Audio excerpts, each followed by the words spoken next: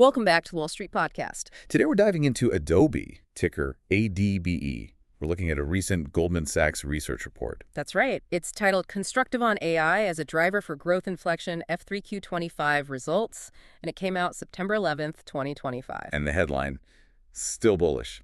Very much so. They're reaffirming a buy rating and sticking with a $570 price target. Well, The core message is that Adobe's Q3 results were strong, and AI is really paving the way forward. strong results. How strong are we talking? Well, Goldman highlights outperformance pretty much across the board. Digital media revenue beat expectations by 2%, digital experience by 1%. Okay. And crucially, operating margin was up 80 basis points, free cash flow margin up 40 basis points. So solid beats. Got it. And they adjusted guidance. They did. They nudged up the fiscal 25 digital media revenue growth forecast from 10% to 11%. Just 1%, but significant. It is, because the underlying idea, the thesis, is that AI is going to cause a real inflection point in digital media ARR growth. Annual recurring revenue, the subscription income. Exactly, that predictable revenue stream. AI is expected to, really sustain Adobe's overall growth. Are we seeing proof of that already, this AI momentum? We are, actually. The report notes that AI-first ARR, that's revenue directly tied to these new AI features, has already gone past the $250 million target Adobe set for the end of the fiscal year. Ah, so they're ahead of schedule. Significantly ahead, which suggests they could easily beat their own 11.3% digital media ARR growth guidance for fiscal 25. And this continues. The projection is, yes, into fiscal 26. It could stabilize and maybe even reaccelerate that digital media ARR growth. Plus, unlock other opportunities. Like what? Things like consumption-based revenue models and more chances to upsell existing customers to higher tiers. And Goldman put a number on this AI opportunity, the TAM. They estimate generative AI alone could be a $4 billion plus total addressable market opportunity for Adobe. $4 billion. Driven by better customer retention, getting users to spend more, and just new ways to monetize.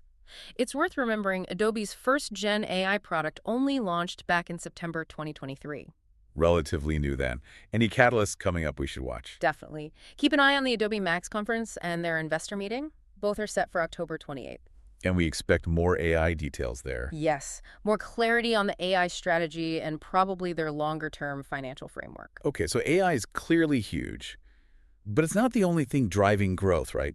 What else is underpinning this expansion? Good question. No, it's broader. Adobe sees its total market growing significantly, reaching $293 billion by 2027. That's up from about $205 billion in 2024. Where's that growth coming from specifically? It breaks down across their clouds. Creative Cloud TAM is projected to hit $91 billion, Document Cloud $47 billion, and Experience Cloud a hefty $155 billion.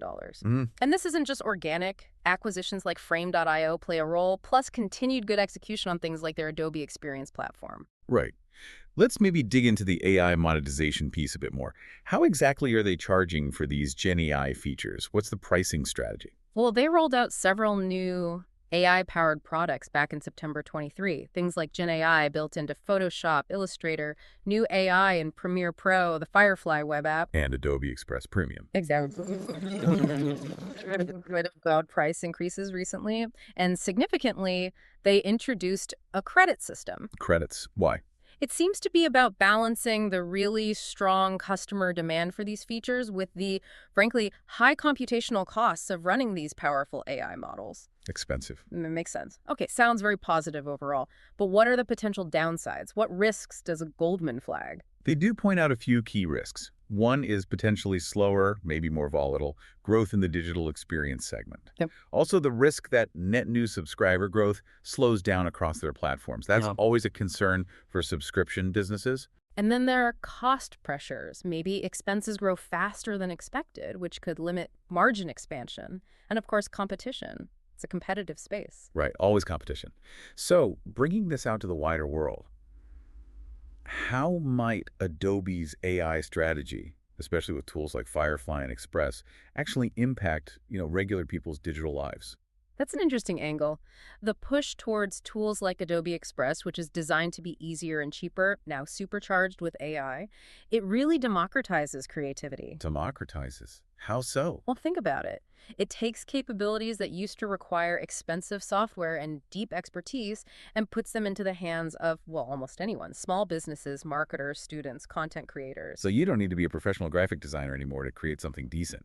Less and less so for many common tasks. You can generate images, tweak layouts, create social media posts much more easily. This could really change how visual content gets made and shared every day. Think social media, small business marketing, even school projects. A pretty big shift. Goldman certainly seems to think so. They maintain that Adobe has a long runway for growth ahead, potentially reaching over $40 billion in revenue down the line. So a final thought for our listeners might be to consider those broader implications, how AI tools like these could reshape the content economy, and maybe what digital skills will be important going forward. We appreciate you joining us for this deep dive.